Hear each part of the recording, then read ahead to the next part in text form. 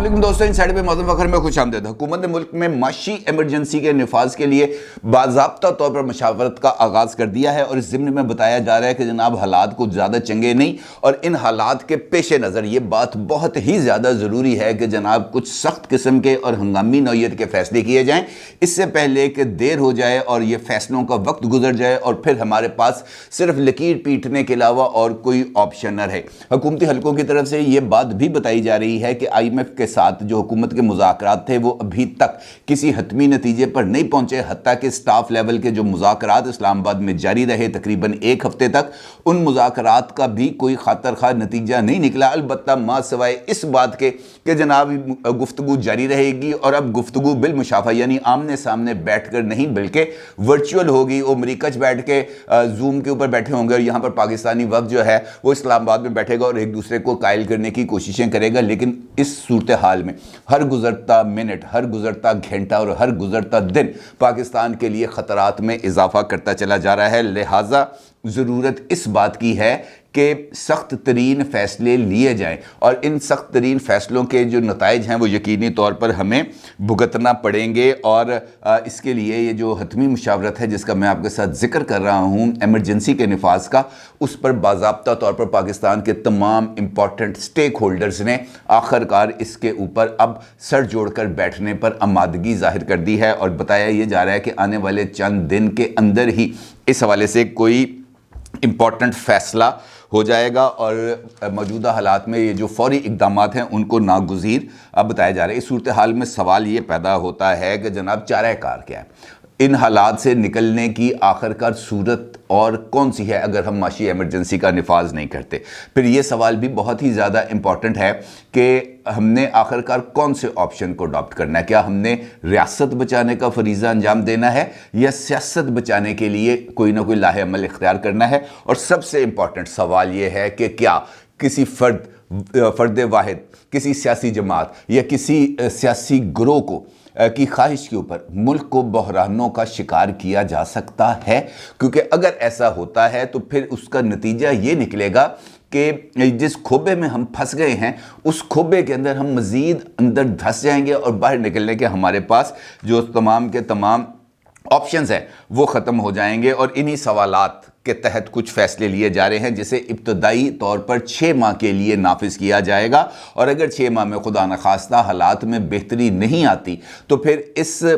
इन इक़दामात को यानी एमरजेंसी के नफाज को 2 साल तक एक्सटेंड भी किया जा सकता है। और बताया जा रहा है कि इस हवाले से कुछ आइनी गुंजाइशें हैं जिनको इस्तेमाल किया जा सकता है। और अगर ये फ़ैसला कर लिया जाता है एमरजेंसी के नफाज का तो उसके तहत बहुत सारे शहरी और सियासी हकूक़ मुअत्तल भी हो सकते हैं और इसके नतीजे में इंतखाबात को मुलतवी भी किया जा सकता है। यकीनी तौर पर अगर ये फ़ैसला किया जाता है तो फिर इसके कुछ और असरात भी होंगे, कुछ सियासी असरात भी होंगे और इसके अलावा कुछ माशी और इंटरनेशनल लेवल पर भी इसके कुछ ना कुछ असरात आएंगे। लेकिन इन असरात को आप बिल्कुल यकसर मुस्तरद नहीं कर सकते। मिसाल देता हूँ आपको, अगर ये फ़ैसला किया जाता है तो इस फ़ैसले का सबसे बड़ा जो रद्द अमल आएगा यकीनी तौर पर वो इमरान खान साहब और इमरान खान साहब की जमात की तरफ से आएगा। इमरान खान साहब ऑल्दो के ज़ख्मी हैं लेकिन इसके बावजूद वो कुर्सी से उछल के बड़े ज़ोर ज़ोर से इस बात का इज़हार करेंगे कि देखा ये लोगों ने एमरजेंसी की आड़ के अंदर इंतखाबात से भाग गए और इंतखाबात से भागने की वजह सिर्फ़ और सिर्फ ये है कि इनको इस बात का अंदाज़ा है कि ये इंतखाबी मैदान में हमारा मुकाबला नहीं कर सकते, इनकी शिकस्त यकीनी थी, लिहाजा ये बहरान की जो ओट है वो लेके बैठ गए हैं। और इसका नतीजा ये है कि उसके बाद अब ये कोशिश की जाएगी कि मुझे नाअहल कर दिया जाए, मुझे गिरफ्तार कर दिया जाए। वो पुरानी कैसेट चलाएंगे कतई नज़र इस बात के इजहार के कि नहीं यार ये मौका सियासत का नहीं है, ये मौका रियासत बचाने का है। इमरान खान साहब से कम आप इस तरह की लॉजिकल गुफ्तगू की किसी भी सूरत तवक्को नहीं कर सकते। अलबत्ता इस फैसले का दूसरा पहलू सिक्योरिटी से वाबस्ता है क्योंकि हमारे मुल्क के अंदर एक जानिब अगर सियासी अदम इस्तेहकाम बढ़ता हुआ नज़र आ रहा है तो उसके साथ साथ हमारा जो दाखिली इंतशार है और ख़ास तौर पर ये जो अभी नई लहर आई है दहशतगर्दी की वो जो है वो एक बहुत बड़ा ख़तरा साबित हो सकती है। क्योंकि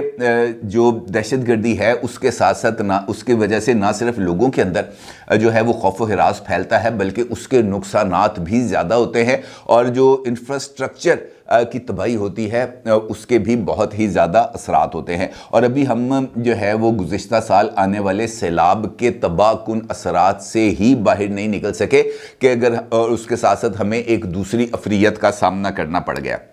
اس کے ساتھ ساتھ یہ جو سیکیورٹی کا ایشو ہے، اس حوالے سے پاکستان تحریک انصاف کے جو رہنما ہیں فواد چودھری صاحب، انہوں نے ایک بہت ہی زبردست، اب میں اگر یہ کہوں کہ درست بات کی ہے تو یقینی طور پر یہ کہنا غلط نہیں ہوگا، کیونکہ یہ خبر آپ کو پتہ ہے کہ خبر تو پھیل جاتی ہے اور یہ جو پولیٹیکل لیڈرز ہیں ان تک بھی آ جاتی ہے بات کہ جناب جو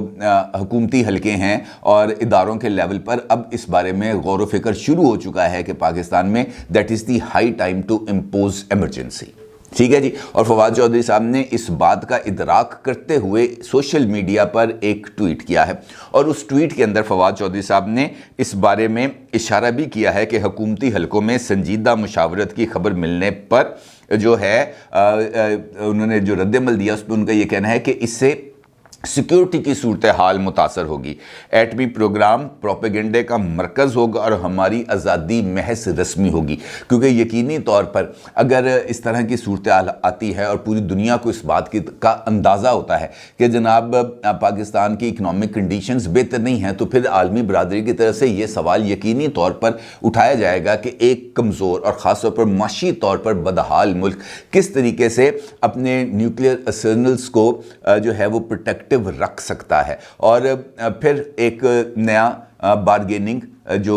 ٹولز ہیں ان کو استعمال کیا جائے گا، آفرز کی جائیں گی کہ جناب اگر یہ آپ ڈسپوز آف کر دیں یا یہ آپ ہماری کسٹڈی میں دے دیں تو ہم آپ کے لون کو پے آف کر سکتے ہیں، لونز کو ڈیفر کر سکتے ہیں، آپ کو کچھ تھوڑی سی سہولیات دے سکتے ہیں۔ اس طرح کے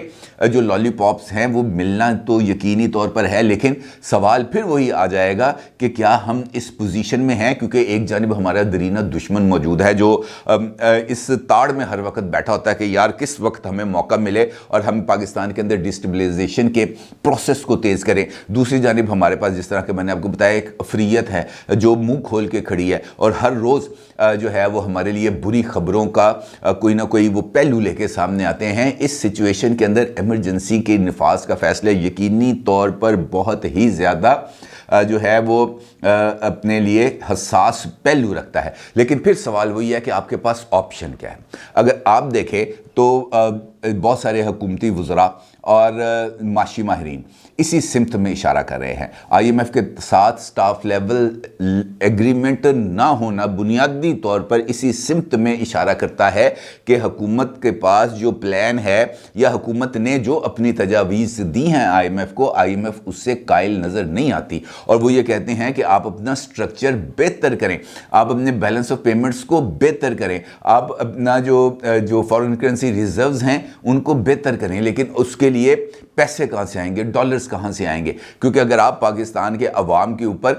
بوجھ ڈال کر اپنا ٹیکس ریونیو بھی اگر بڑھا لیں گے تو وہ ٹیکس ریونیو بھی روپیز میں آئے گا نا، وہ ڈالرز میں نہیں آئے گا، لیکن آپ کو دنیا سے ڈالرز کو پرچیز کرنا پڑے گا، اور اس کے لیے پھر آپ کو جو روپیز ہیں وہ اتنا زیادہ وہ فرق جو ہے بیلنس کا وہ بہت زیادہ ہے، لہٰذا بہت سویئر قسم کے اس وقت پاکستان کو تھریٹس موجود ہیں۔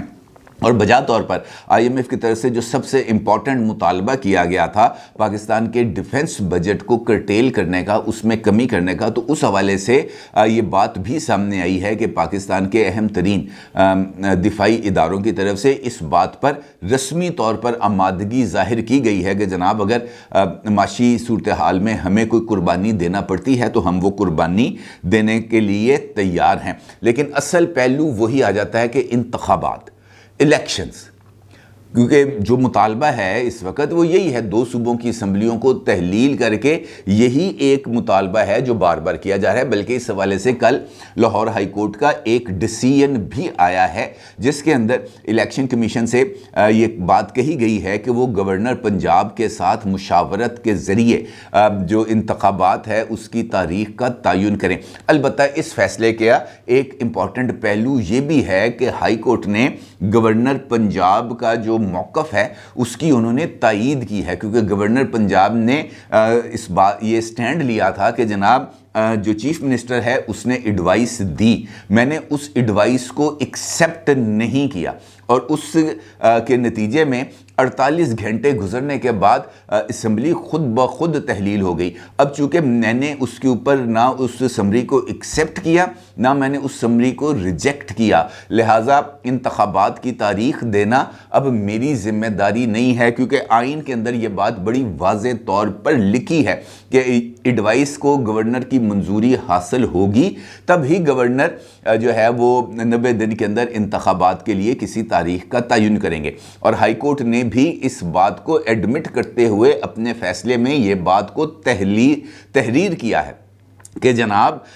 یہ آئین کے اندر یہ ابہام موجود ہے کہ اگر گورنر صاحب اس کی منظوری نہیں دیں گے تو پھر الیکشنز کی تاریخ کا تعین کون کرے گا۔ انہوں نے کہا جناب یہ ابہام موجود ہے، اس کا مطلب یہ ہے کہ گورنر صاحب نے اپنی جو صحیح آئینی پوزیشن ہے وہ لی تھی اور ہائی کورٹ نے اس کی توثیق بھی کر دی۔ اب ہائی کورٹ نے یہ کہہ دیا کہ جناب الیکشن کمیشن گورنر صاحب کے ساتھ مشاورت کرے اور انتخابات کی تاریخ دے دے۔ اب یہ گورنر صاحب ہیں جنہوں نے ان کو بتانا ہے کہ جناب یہ الیکشنز کے لیے ماحول ہے یا الیکشنز کے لیے ماحول نہیں ہے۔ اور سب سے امپورٹنٹ بات ہے پیسے۔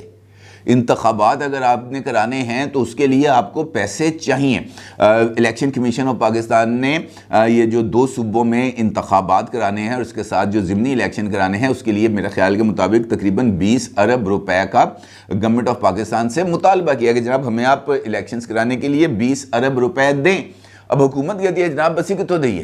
ہمارے تو فورن کرنسی ریزروز جو ہیں وہ دن بدن گھٹتے ہوئے اب تقریباً جو ہے وہ $3 بلین تک پہنچ چکے ہیں۔ اب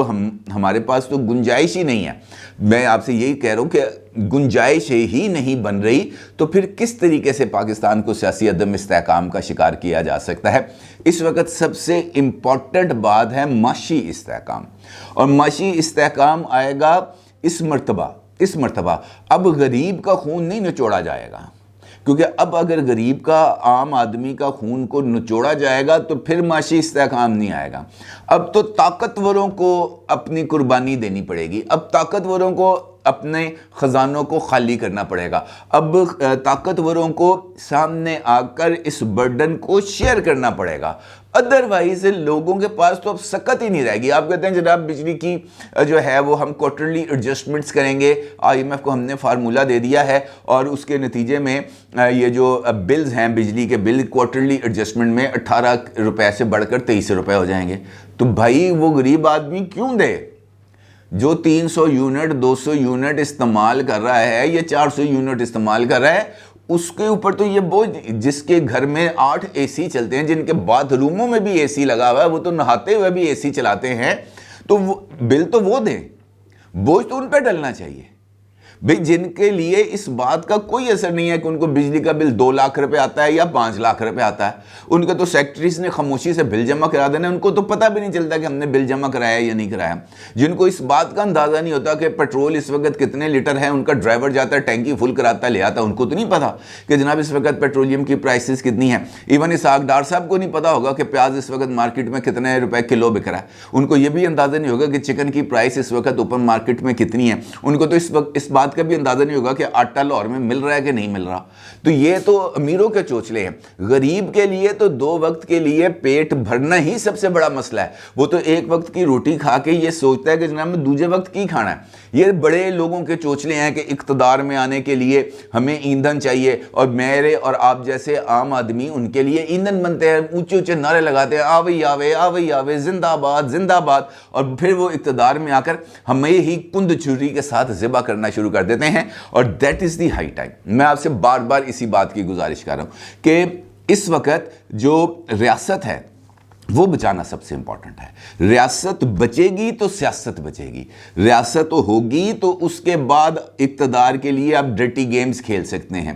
ریاست بچے گی تو پھر آپ سٹرکچر کے اندر ریفارمز کر سکتے ہیں، ریاست بچے گی تو آپ کوئی نئے سوشل اگریمنٹس کر سکتے ہیں، ریاست بچے گی تو اس کے بعد پائیدار استحکام آ سکتا ہے، ریاست بچے گی تو معاشی ترقی آ سکتی ہے، ریاست بچے گی تو آپ کے اقتدار قائم رہیں گے۔ اگر خدا نخواستہ ریاست ہی نہیں بچتی تو پھر عمران خان صاحب قائد وزیر اعظم بنیں گے، شہباز شریف صاحب قائد وزیر اعظم بنیں گے، مریم نواز کون سی وزیر اعظم بنے گی، نواز شریف کون سے وزیر اعظم بنیں گے، پھر کوئی وزیر اعظم نہیں بنے گا۔ لہٰذا یہ وہ موقع نہیں ہے جہاں پر بیٹھ کر ایک دوسرے کے جو ہے وہ گریبان پکڑے جائیں. یہ وہ موقع ہے جب آگے بڑھ کر ساتھ دینے کی ضرورت ہے, اور پاکستانی عوام کو اس بات کا